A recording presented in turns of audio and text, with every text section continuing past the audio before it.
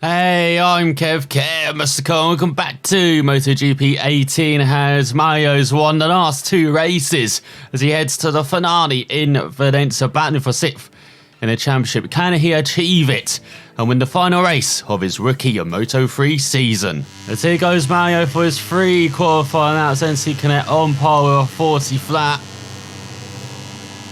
Well, Mario would be very lucky to be close to that. But we'll see as he goes into the first corner.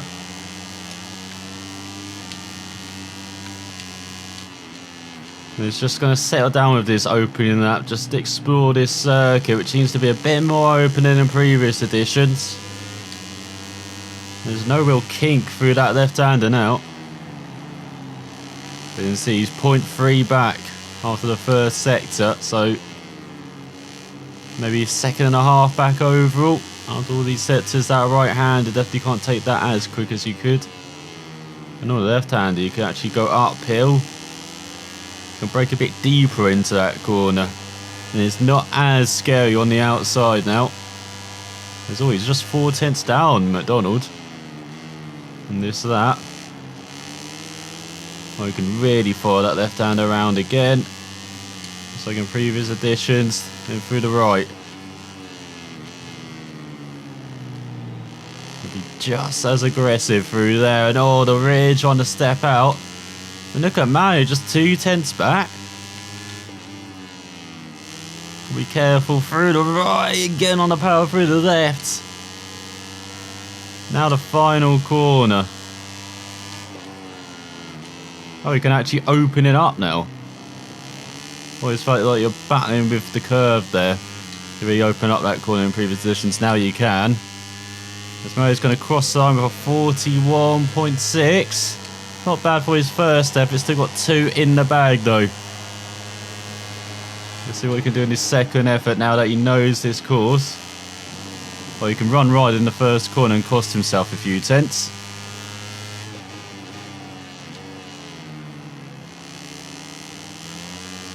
He'll be just as aggressive as he can through that left-hander as well.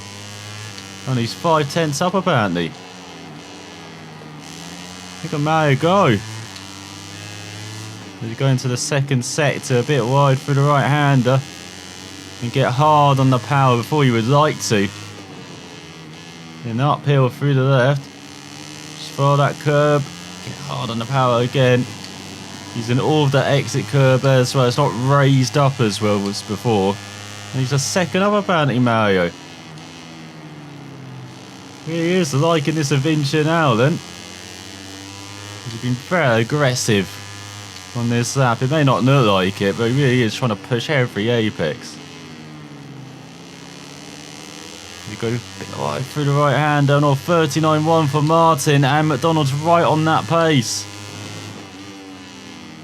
Oh, and again right through the right hander. It's going to cost him through the left. You can see battling the rear as well throughout the whole of that corner.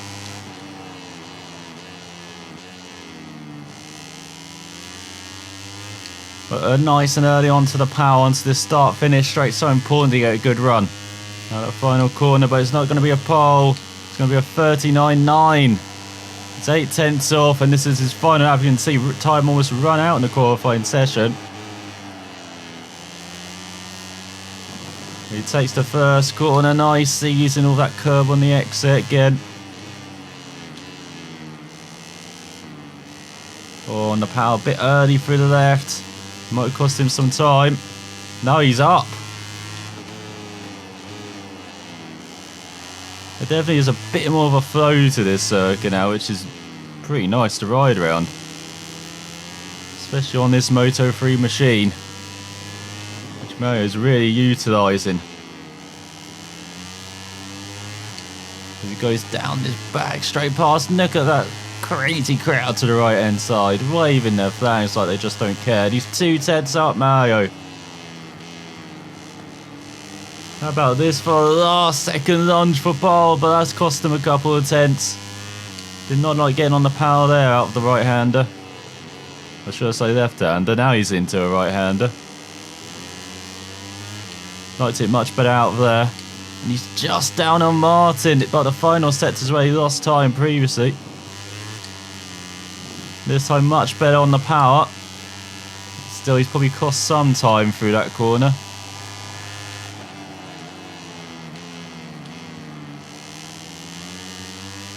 Then through the final corner, really hurt that corner up on this occasion. As he run towards the line, will it be pole? Not quite. Not quite, but so close. As Martin grabs a home pole in his Gresini ahead of Dijan Antonio and McDonald on the front row. What a way to end the season, just 2 tenths behind the Moto3 champion. Has a fantastic effort at the end ahead of Bastianini, Antonelli and Canet.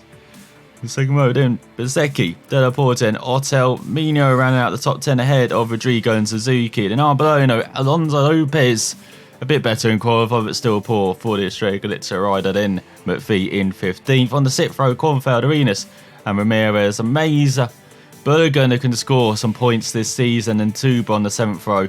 Binder, Sasaki, Yachenko, Foggia, Loy in 26th and Mazaki. Now on the back row, it's the Thai rider and Adam Nuruddin. Bit of a shock there to see the Malaysian so far down. The riders are all on the starting grid. Just a few moments to go, and the lights at Ricardo Tormo Valencia will go out, starting the race. So here's McDonald revving it up then, waiting for the lights to go out for the final time this season.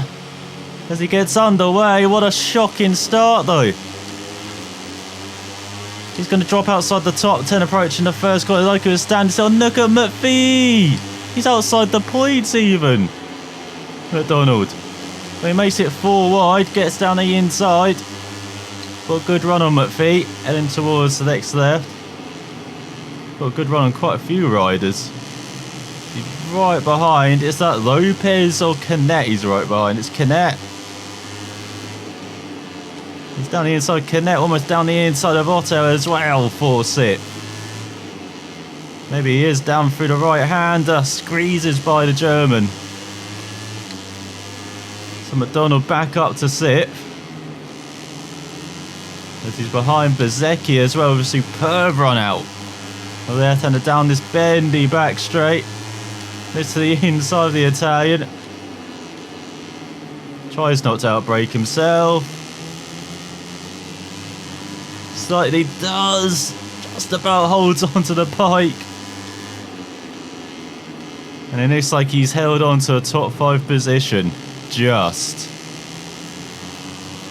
But that was scary. We're on the outside of Bezzecchi in that stretch. He's behind Antonelli now. He's in an Italian sandwich. There's, oh, that rear. That's going to be an issue in this long race on the final lap. 8 laps here. See if McDonald can hold it together that long. He goes out the final corner. Across the start-finish line. And it's Dijan Antonio ahead of his teammate Martin and Bastianini Antonelli, the madman. Bezzecchi, Otel, Canet, Rodrigo, and McPhee rounds out the top 10. But after the madness of the opening lap, as his teammate Loy's in last. What are you doing, Livio? Let's see what happens when this race settles down now. Can McDonald hold on to the back, the top 3? Top 4 here. Antonelli's holding on well in this second lap. Oh, where you drop back. Especially as this race goes on.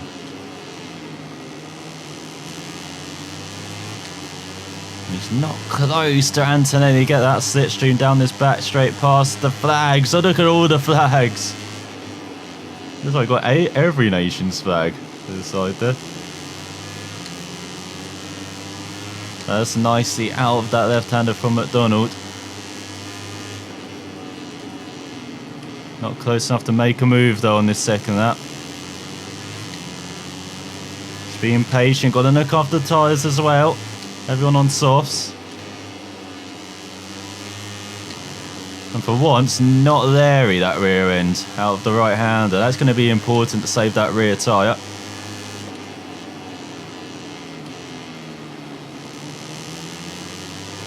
Let's go out the final corner. Just look at the traction Antonelli gets compared to McDonald.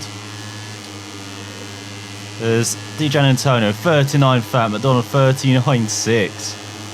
He's having to find a second somewhere. Go through the first corner.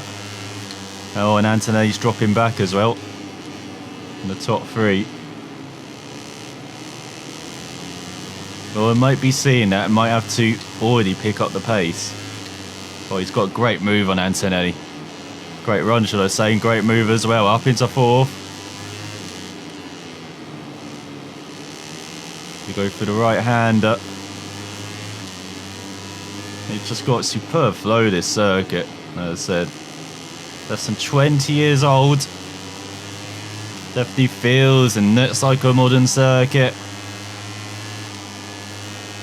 But it also has that old school characteristic of being tight and twisty. Just being tight, should I say. So it's perhaps not the best for car racing, even though we've seen quite a lot of it over the years around here. Definitely is made more for the 2 world varieties, named after a former Grand Prix world champion, Riccardo Tomo. It's at the end of this third lap, he's around a second back, McDonald. He's really going to have to push like a hell.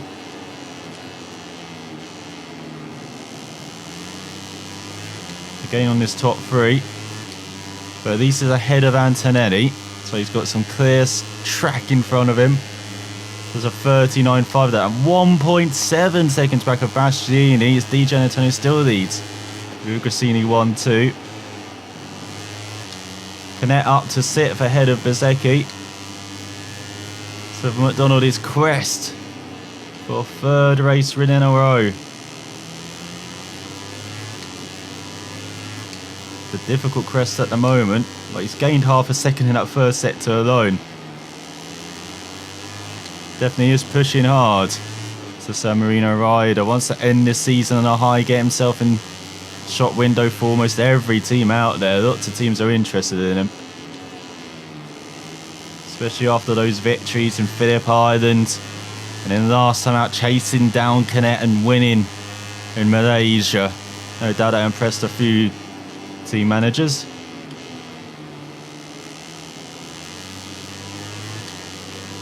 As you can see, Di Giannantonio just running away from Martin as well in the lead. Very impressive from the Italian. Hasn't really shown that enough this season.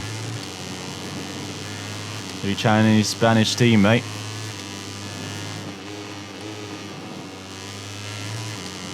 McDonald, oh, very aggressive over the curbs.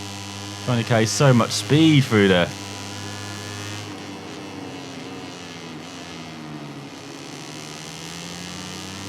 And then way too late on the brakes into the final corner. So all he's gained, he might have lost in that final corner, has he? Yep, 39.5 just matches the riders in front. Half a second ahead of Antonelli.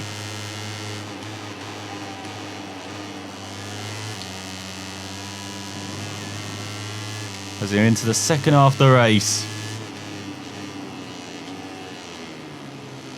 Alonso Lopez down in 17th. That in Albert Arenas. That's one of the teams that McDonald's is linked to, Estrella Galicia. Not as happy with Lopez's performance as expected. Thought he'd do a bit better on the top bike in this series. Here, and the same for Leopard as well. Might want to make it a trio. But have a very strong trio as well. And even Crisini outside shot there for McDonald. So all the top teams. Looking at the San Marino riders, he's definitely gaining on this battle for second. Not really gaining on Di Giannantonio.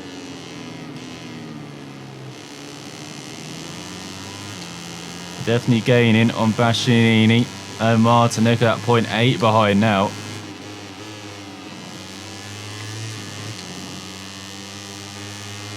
As Arenas and Lopez battling for 17th.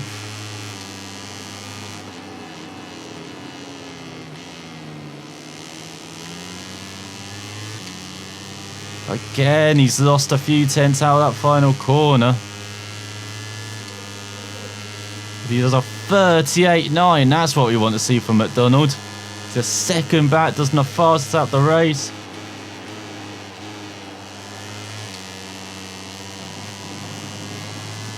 Run a bit wide in that first corner though.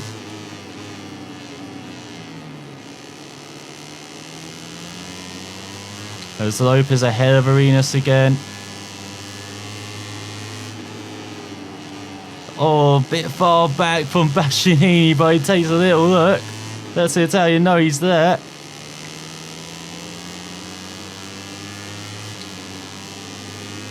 It'd be nice to end the season on a podium.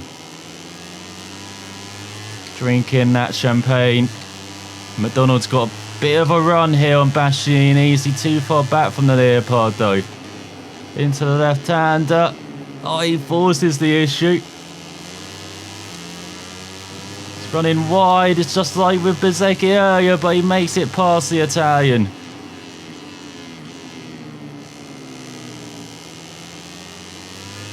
And now he's got Jorge Martin in front to chase down. Less than a second behind the Spaniard. Break some home hearts there. McDonald isn't interested in that though. Just interested in grabbing second. Grabbing the win ideally, but it looks like DJ Antonio might be too far in front.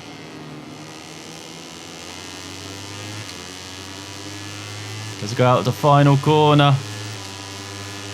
Now it's Bastianini's turn to have the slipstream on McDonald. As he's a second behind Martin. Antonelli, Canet and Bezzecchi are together for fifth as well.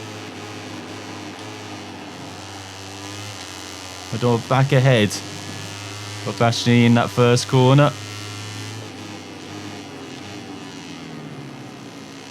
But it's compromised him in his chase of Martin.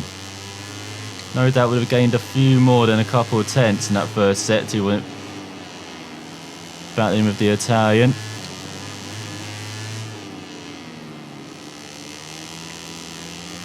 On the power very early. Almost off. As you go uphill. And you can see the tyres around halfway worn approaching the final lap. Very good tyre wear.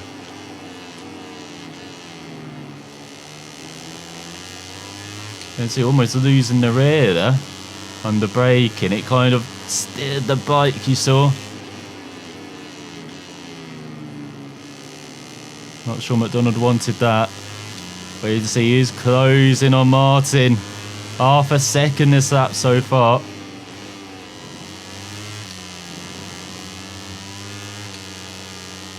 This could be a good battle on the final lap of the season. 4 seconds. Normally a Sabatini needs to be for the win. But DJ Antonio's winning a flawless race. Oh, to get in the whole shot.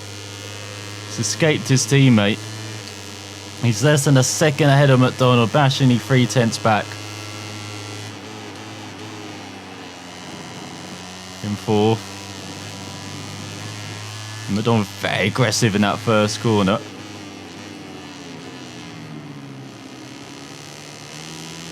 Oh, is he setting up the run? Now Martinez. Alonso Lopez finally in the points in Estrella Galizia. It's a bit far back. He does the dive though. Martin concedes. McDonald does grab second in the final race of the season. But can he hold on with half a lap to go? We got up uphill through the left hand, and you're perhaps seeing why McDonald's a bit better than Loy. He can ride round this rear, battling him. Liv though wants the bike a bit more on rails. And I was saying that, McDonald runs wide, lets Martin through. And see the gap is 3 seconds to DJ Antonio. McDonald back down the inside through the right hander. There's an opening at the end, and McDonald just booked himself into second.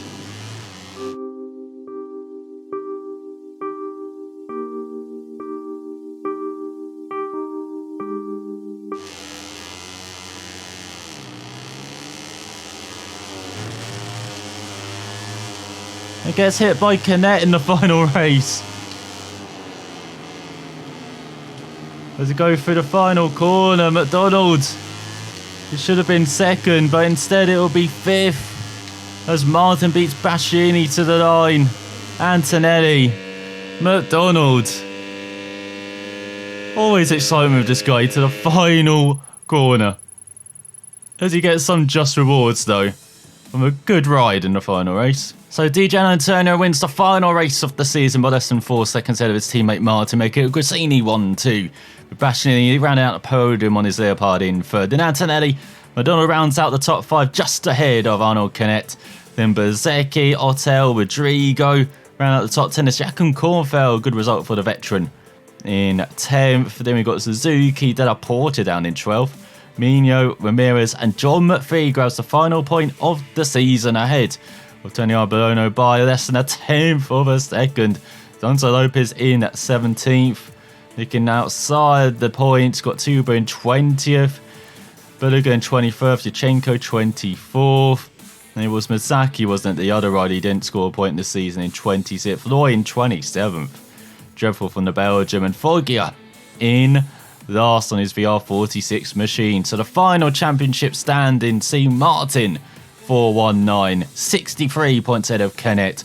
Bastianini ahead of his teammate Della Porta in the final race of the season by 3 points, thanks to that podium. Di Giannantonio rounds out the top 5, 18 points behind his fellow Italians and 28 ahead of the San Marino riders. McDonald grabs 6th in his rookie season. There's been lots of downs, but ended up on a high for McDonald.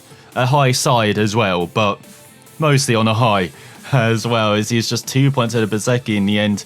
Then Antonelli in 8th, just a further 2 points back, really close for 6th.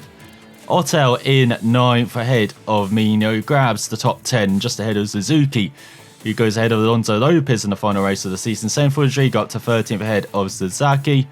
Now at the top 20 is Tony Arbolino with 16 points, Leroy Lloyd with just 8 points in the end. And there it is, your 3 riders who did not score points.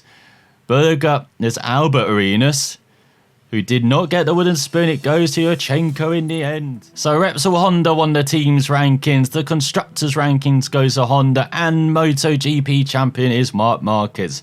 In Moto2, it's Lorenzo Baldassarri.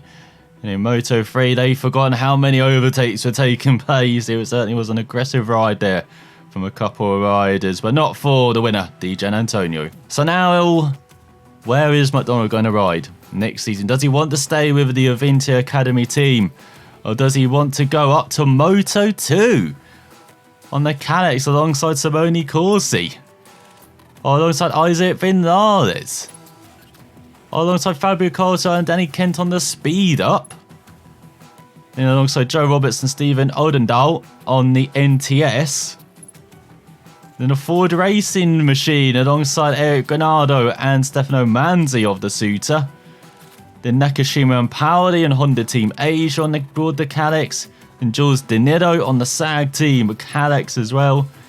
Then Kuro Dedin on the SIC racing team at Calyx. Or does he want to sign with Grassini, Estrella Galizia, Leopard, Sky Racing Team VR46, CIP Green Power, the SIC 58 Scuderia Corsa squad. Then you've got Otel, and then you've got your usual suspects. Where does McDonald want to go?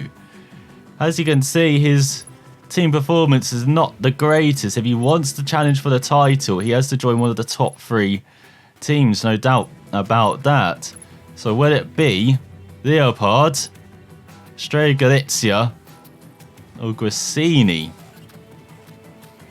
As you can see, they're all exactly the same.